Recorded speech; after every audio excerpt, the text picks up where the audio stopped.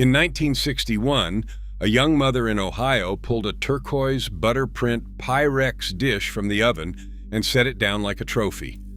Company was coming, and the whole meal sat in one dish. Today, most of these casseroles have vanished. Number 14 fed 6 people for under $1. Number 3 made every bridge club fall silent. And number 1 appeared at every dinner party in America. Hit subscribe and let us count down the 25 forgotten Pyrex casseroles every 1960s mom made for company. Number 25, tuna noodle casserole. This was the one every mother started with. Egg noodles, a can of tuna, a can of cream of mushroom soup, a handful of frozen peas, and a splash of milk, all folded together and poured into a Pyrex dish. The secret was the topping. She crushed a sleeve of potato chips or buttered breadcrumbs over the top before it went in the oven, and that layer browned into a golden crust that shattered under a spoon. 25 minutes at 350 degrees Fahrenheit, and the kitchen smelled like every Wednesday of your childhood. A can of tuna cost about 25 cents in 1962, a bag of noodles a dime. This fed a family of 5 with enough left for a husband's lunch pail the next day. It was not fancy, but when the topping crackled and the peas peeked through, it looked like somebody had tried. And somebody had. Number 24, porcupine meatballs. Children thought these were a joke, and mothers let them. Ground beef mixed with raw white rice, a little onion, salt and pepper, rolled into balls and nestled into a Pyrex dish.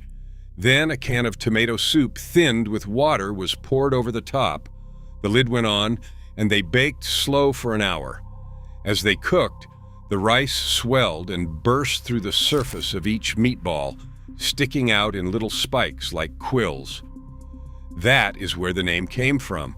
The rice stretched a single pound of beef into enough to feed 6, and the tomato sauce cooked down into something sweet and thick that the kids sopped up with bread.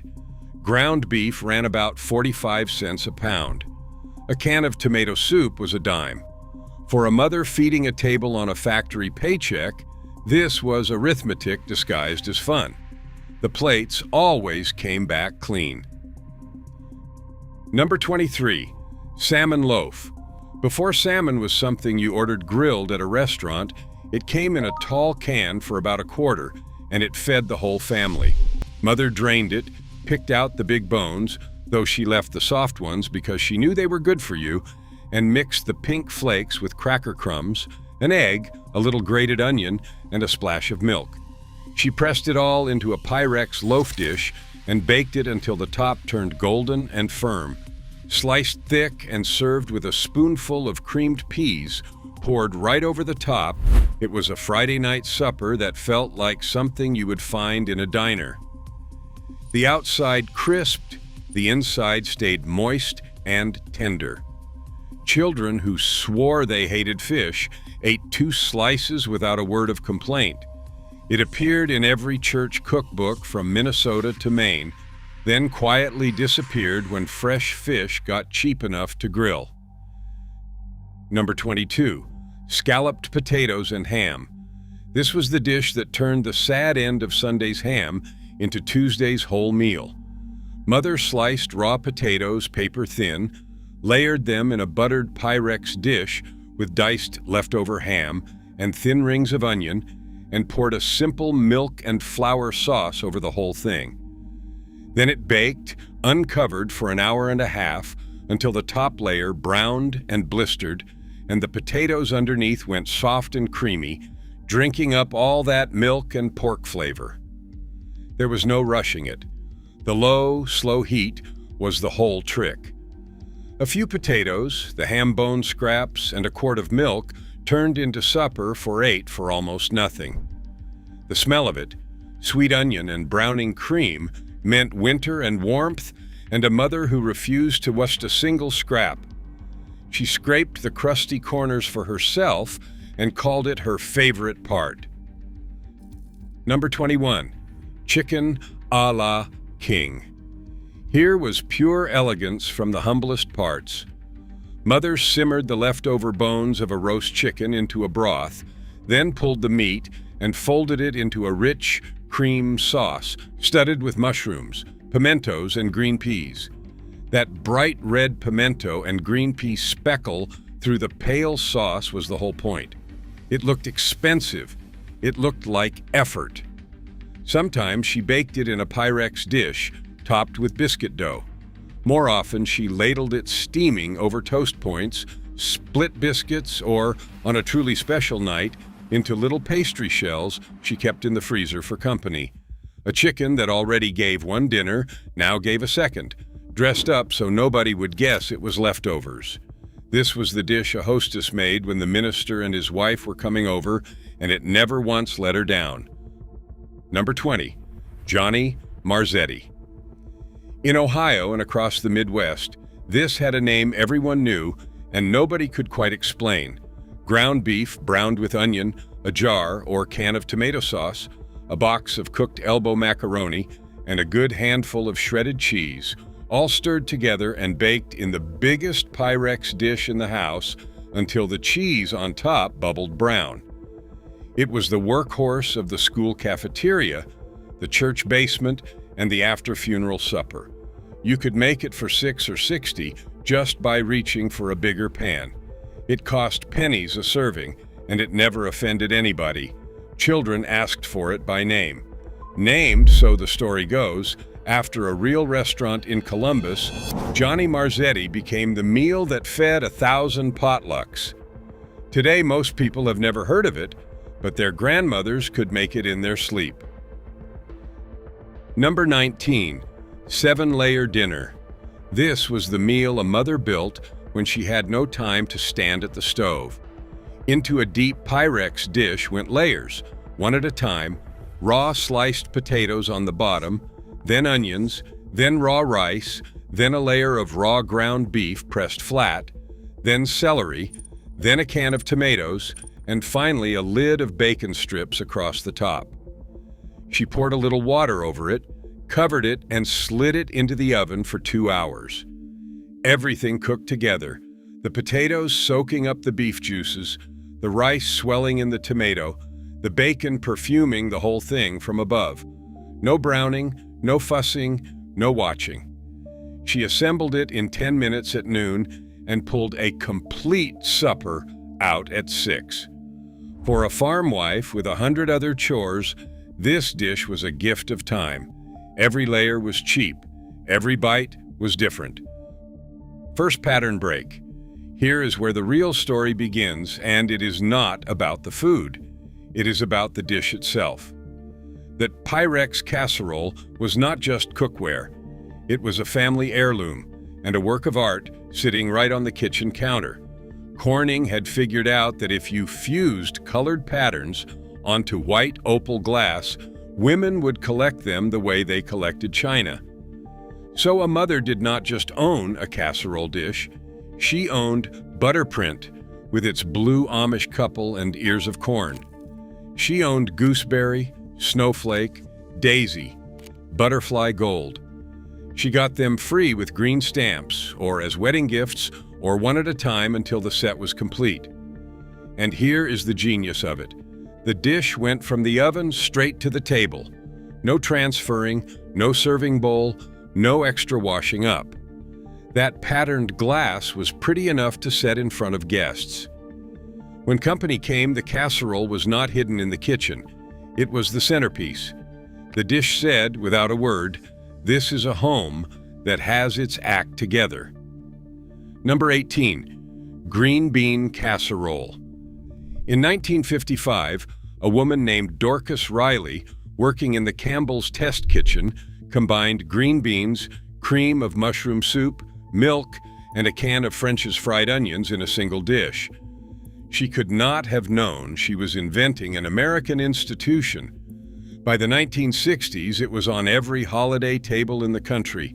The beans and soup baked together into something creamy and savory, and those crispy fried onions on top gave every bite a salty crunch that children actually loved.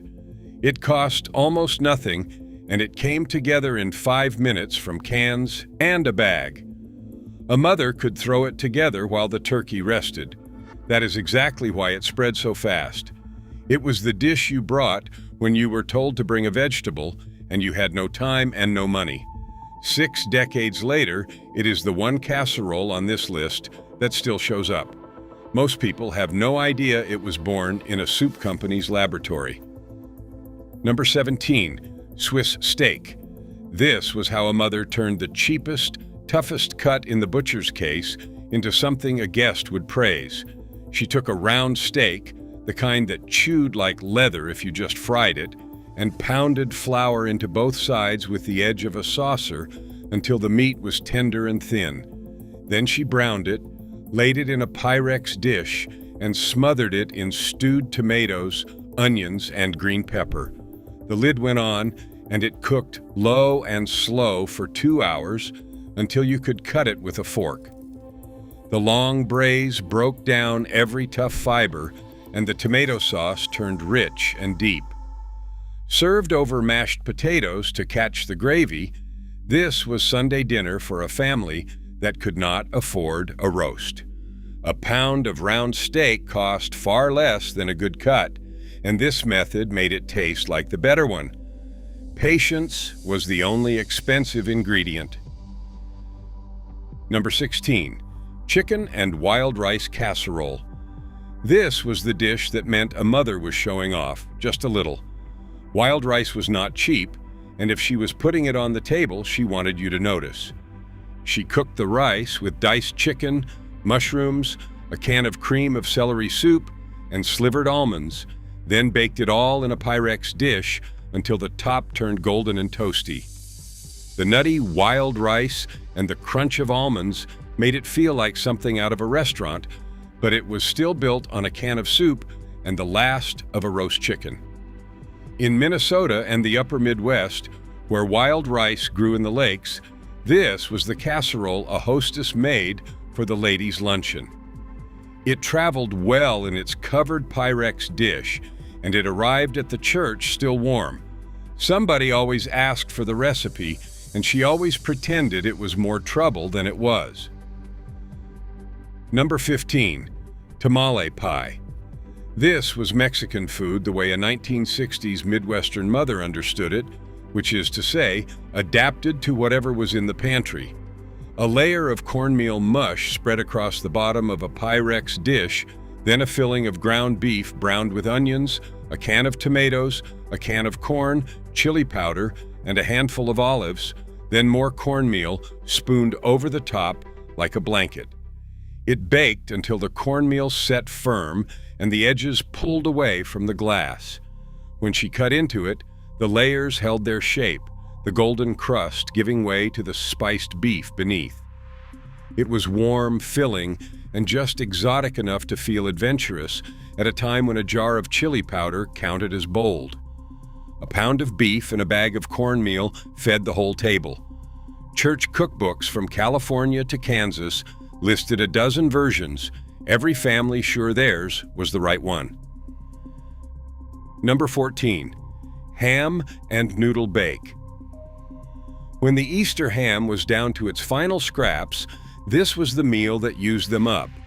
Cooked egg noodles, diced ham, a can of cream of mushroom soup, a splash of milk, and shredded cheese, all stirred together and baked in a Pyrex dish under a crown of buttered breadcrumbs. The cheese melted into the noodles, the ham gave everything a salty, smoky depth, and the crumbs browned into a crust that everyone fought over. It came together in 15 minutes from things already in the refrigerator, which is exactly why it earned its place in the weekly rotation. This dish fed a family of 6 for well under $1, using a ham that had already paid for itself twice over. Nothing was wasted. The last of the holiday became the middle of an ordinary week, and somehow it tasted just as good the second time around, maybe better. Second pattern break. Now here is something the cooking shows never explain. The word company meant something specific in 1962, and it ruled a woman's whole week. Company meant the neighbors coming for cards on Friday. Company meant the bridge club rotating house to house. Company meant the boss and his wife, the new couple from church, the relatives driving in from 2 states over. And a woman was judged, quietly but completely, on what came out of her oven. This is why the casserole mattered so much. It could be assembled hours ahead, before the guests arrived and before her nerves got the better of her. It sat in the refrigerator, calm and ready, and went into the oven the moment she heard the car doors. She could greet people at the door with dry hands and a real smile because dinner was already handling itself. There were casserole carriers, quilted and wicker, made just for transporting these dishes to other people's homes. There were whole social economies built on whose tuna bake was best. A mother's reputation lived in that Pyrex dish, and she knew it. Number 13, chow mein casserole. In the 1960s, Chinese food came in cans, and American mothers built a whole dish around it. Ground beef or diced chicken, a can of cream of mushroom soup, a can of chicken and rice soup, chopped celery and onion, and a splash of soy sauce, all mixed together, poured into a Pyrex dish, and topped with a can of crunchy chow mein noodles for the final stretch in the oven. Those noodles stayed crisp and golden on top, while everything underneath went creamy and savory. To a family in Iowa who had never seen a real Chinese restaurant, this felt worldly and daring. The soy sauce alone was an adventure. It cost next to nothing, and it made an ordinary Thursday feel like something new. This was the era when exotic meant a can with a dragon on the label, and mothers embraced it fully. The empty chow mein noodle can went in the trash, but the crunch stayed in the memory. Number 12, tuna tetrazzini. This was tuna noodle casserole's sophisticated cousin, the one a mother made when she wanted the same cheap ingredients to look like real cooking. Instead of egg noodles, she used spaghetti broken in half. Instead of just soup, she built a sauce with mushrooms, a little sherry if she was feeling fancy, and plenty of Parmesan cheese. The tuna, the peas, the sauce, and the spaghetti all folded together in a Pyrex dish and baked under a snowfall of more Parmesan and breadcrumbs until the top turned bubbly and brown. That splash of sherry and the sharp cheese lifted the whole thing out of the ordinary. It was named after an opera singer, which tells you exactly how much class it was reaching for. And it worked. A can of tuna and a box of spaghetti became a dish worthy of the good Pyrex, the one with the lid, the one that only came out when it mattered. Number 11, cottage pie. Before shepherd's pie became a gastropub menu item, it was how a mother stretched a pound of ground beef across a whole table. She browned the beef with onions and a little flour, stirred in gravy and a can of mixed vegetables, and spread it across the bottom of a Pyrex dish. Then she piled leftover mashed potatoes over the top, dragged a fork across to make ridges, and dotted it with butter before baking. Those potato peaks browned and crisped in the oven, while the meat and gravy bubbled up around the edges. When she cut into it, the layers held, the golden crust giving way to savory beef below. It was the definition of comfort, and it cost almost nothing, using up mashed potatoes that would otherwise have gone to waste. Every forkful had potato and meat together. Children who pushed vegetables around their plates ate this without a single argument, and mothers noticed. Number 10, hamburger stroganoff bake. Real beef stroganoff took an expensive cut and a careful hand. A mother on a budget made this instead, and nobody at the table felt cheated. Ground beef browned with onions and mushrooms, a can of cream of mushroom soup, and a generous scoop of sour cream stirred in at the end so it would not curdle. She folded in cooked egg noodles, poured it all into a Pyrex dish, and warmed it through in the oven. The sour cream gave it a rich tang that made cheap ground beef taste like something you would pay for. Served straight from the patterned dish, it looked creamy and inviting and just a little elegant. This was the meal that let a young wife serve a Russian-sounding dish to her husband's boss without spending a week's grocery money. The name did all the work. The sour cream did the rest. It was gone by the end of the night, every time. Number 9, baked hot chicken salad. This one confused people at first, and then they asked for seconds. Chicken salad, yes, but baked hot in the oven, which nobody expected. Diced cooked chicken, chopped celery, a can of cream of chicken soup, mayonnaise, water chestnuts for crunch, and a squeeze of lemon, all folded together in a Pyrex dish and topped with crushed potato chips and slivered almonds and shredded cheese. Into the oven it went until the top browned and the whole thing turned warm and creamy underneath. The water chestnuts stayed crisp, the almonds toasted, the chips crackled. It was the queen of the ladies' luncheon, the dish that appeared at every bridal shower and afternoon card party in the country. It felt indulgent and refined at the same time. A hostess could make it the night before, and that was half its magic. Warm chicken salad sounds strange until you have had it. Then you understand why it ruled a decade. Third, pattern, break. Now let us talk about the secret ingredient behind almost every dish on this list, the one thing that made the casserole era possible. It was the can of condensed soup. Campbell's cream of mushroom, cream of chicken, cream of celery. These were not soups anymore. They were sauce in a can, and they quietly took over the American kitchen. Here is what the company understood. A young wife in 1962 was terrified of making a white sauce from scratch, of the lumps, of the curdling, of the whole thing failing in front of company. So Campbell sold her the solution for a dime. Open the can, and you had a foolproof, lump-free, creamy base every single time. The company even published a cookbook devoted entirely to casseroles built on their soup, and it flew off the shelves. They were not selling soup. They were selling confidence. They were selling the promise that dinner would not embarrass you. And it worked so well that an entire generation forgot that a real cream sauce takes 3 minutes and costs a fraction as much. We traded the skill for the can, and the can was happy to take the trade. Number 8, scalloped corn. This was the side dish that thought it was a main, and on lean nights it was. A mother mixed a can of creamed corn with a can of whole kernel corn, a beaten egg, a splash of milk, and a sleeve of crushed saltine crackers, then poured it into a Pyrex dish and dotted the top with butter. It baked into something between a pudding and a cornbread, sweet and custardy in the middle, golden and crisp on top.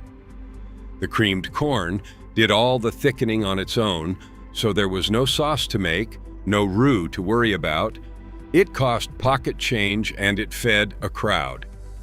This was Thanksgiving in the Midwest, the dish that sat beside the turkey and quietly got eaten first. It was also a Tuesday supper on its own with a slice of bread. Farm wives made it when the freezer was empty and the garden was done. It waited in the pantry, 2 cans and a box of crackers until it was needed. Number 7, deviled crab casserole. When a mother truly wanted to impress, she reached for crab, and in a coastal town or a good year, she could afford it. She mixed the crab meat with a creamy sauce, a little mustard and Worcestershire for the deviled bite, chopped green pepper and onion, and bound it with breadcrumbs. Sometimes she baked it in individual shells for a dinner party, but more often it went into a Pyrex dish topped with buttered crumbs and paprika sprinkled across the top for color. Paprika mattered. It made the dish look finished, professional, like something from a supper club. Baked until bubbling and browned, it was rich and briny and unmistakably special. This was not a Tuesday meal. This was the dish for an anniversary, a promotion, the night the important guests came. It said the family was doing well, or at least doing well enough to splurge. And in those years, that message mattered as much as the taste. Number 6, King Ranch chicken. Down in Texas, this was the casserole that defined company dinner, and its legend was bigger than its ingredients. Torn corn tortillas layered in a Pyrex dish with shredded chicken, a can of cream of mushroom soup, a can of cream of chicken soup, a can of Rotel tomatoes and green chilies, sautéed onions and peppers, and a mountain of shredded cheddar on top.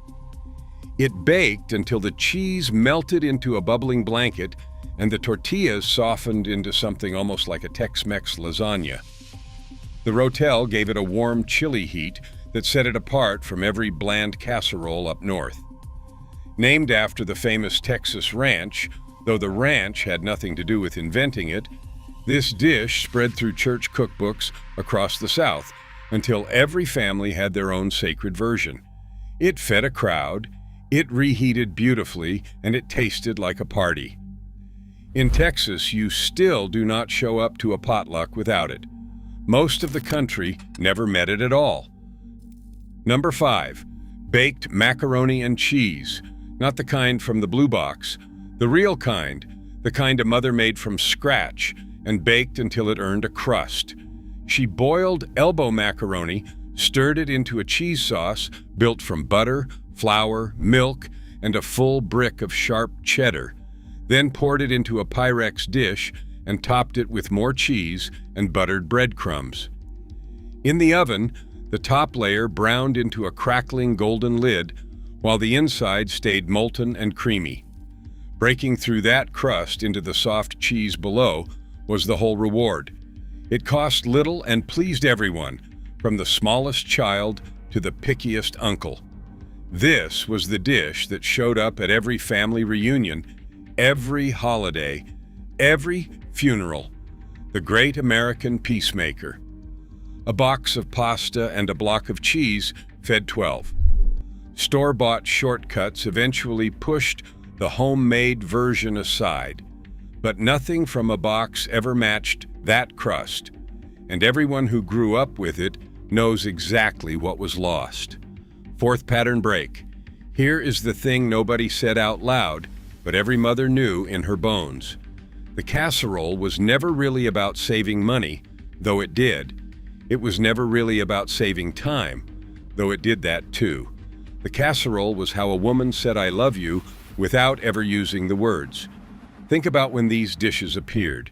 When a neighbor had a baby, a casserole showed up on the porch. When there was a death in the family, the kitchen filled with covered Pyrex dishes from every woman on the block, because grief made cooking impossible, and food was the one comfort you could hand someone. When a child was sick, when a friend was struggling, when the church needed to feed 100 people after a service, the casserole answered.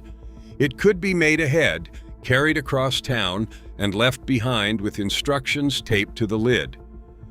It asked nothing of the person receiving it except to slide it into the oven. In a time when people did not talk about their feelings, a warm dish left on a doorstep said everything. That patterned glass carried more than dinner. It carried care. Number 4, chicken tetrazzini. This was the grand company casserole, the one a hostess made when the dinner party was the important kind. Spaghetti tossed with a silky sauce of mushrooms, cream, sherry, and parmesan, folded together with tender chicken and baked in a Pyrex dish under a golden crust of cheese and crumbs. It was rich, it was elegant, and it could be assembled entirely the day before, which meant a woman could actually sit and enjoy her own party instead of trapping herself in the kitchen. That was its real gift. The sherry gave it depth, the parmesan gave it sharpness, and the browned top gave it that restaurant look. It was built, at its heart, from leftover chicken and a box of pasta, but nobody would ever guess. This was the dish that made a young wife feel like a real hostess, like the women in the magazines. It came out of the oven bubbling and gorgeous, and the table went quiet in the best way. Number 3, chicken and biscuits. This was the casserole that made every bridge club fall silent, and it did it with almost nothing. A rich, creamy filling of chicken, peas, carrots, and a soup-based gravy bubbling in a Pyrex dish, and then laid across the top before baking, rounds of biscuit dough. As it cooked, the biscuits rose and turned golden brown on top, while their bottoms soaked up the creamy filling underneath, going soft and tender. It was chicken pot pie without the fuss of a bottom crust, all the comfort and none of the trouble. When a mother pulled it from the oven, those puffed golden biscuits sitting on a sea of creamy chicken looked like something worth driving across town for. It was warm, it was homey, and it filled the whole house with a smell that meant somebody cared. The ladies would take one bite, look up and ask how she did it. She would smile and say it was nothing. It was never nothing. Number 2, baked lasagna. By the 1960s, Italian food was sweeping into American homes, and the ambitious hostess wanted in. Lasagna was the showstopper, the dish that announced a woman had gone to real trouble. Layers of noodles, a meat sauce simmered with ground beef and tomato, ricotta or cottage cheese, and mozzarella, built up in a deep Pyrex dish and baked until the top browned and the cheese pulled into strings. It took time, it took layering, it took patience, and everyone knew it, which was exactly the point. This was not a throw-it-together weeknight meal. This was the dish for the dinner party you wanted people to remember, the one where the good tablecloth came out. When she carried that bubbling Pyrex dish to the table, the whole room leaned in. It fed a crowd, it looked magnificent, and it tasted like a special occasion. For a generation, lasagna was proof that a suburban American kitchen could reach for something worldly and pull it off. Number 1, chicken divan. At the top of the list sits the queen of the company casserole, the single most sophisticated dish a 1960s hostess could make. Fresh broccoli spears laid in a Pyrex dish, sliced cooked chicken arranged over the top, and then the sauce, and the sauce was everything. Cream of chicken soup, mayonnaise, a squeeze of lemon, and, daringly, a pinch of curry powder poured over the whole thing and finished with a blanket of shredded cheddar and breadcrumbs. It baked until the cheese melted and browned, and the sauce bubbled up around the bright green broccoli. That whisper of curry made it taste exotic and expensive, like something from a hotel dining room, though it was built on a can of soup and a jar of mayonnaise. Named after a fashionable New York restaurant, chicken divan was the dish a woman made when she truly wanted to impress, and it never failed her. It appeared at every dinner party, every bridal luncheon, every important Sunday in America. It looked like a masterpiece and cooked like a cheat. It was the perfect casserole, and it was everywhere, and then somehow it was gone. Here is my challenge. Make one of these this week. Just one. The tuna tetrazzini, the chicken divan, the porcupine meatballs, the chicken and biscuits. Pull out a casserole dish, assemble it in the afternoon, and let it wait for supper the way your grandmother did. Then come back and tell me if I am wrong. Tell me if these were just old-fashioned or if there was something we lost when we stopped cooking this way. Share which one you are going to make in the comments. I want to know if the chicken divan gets more love than the King Ranch chicken, and whether anyone out there still has their mother's butterprint Pyrex sitting in the cupboard. Because these were never just casseroles. They were how a whole generation said I love you, one warm dish at a time.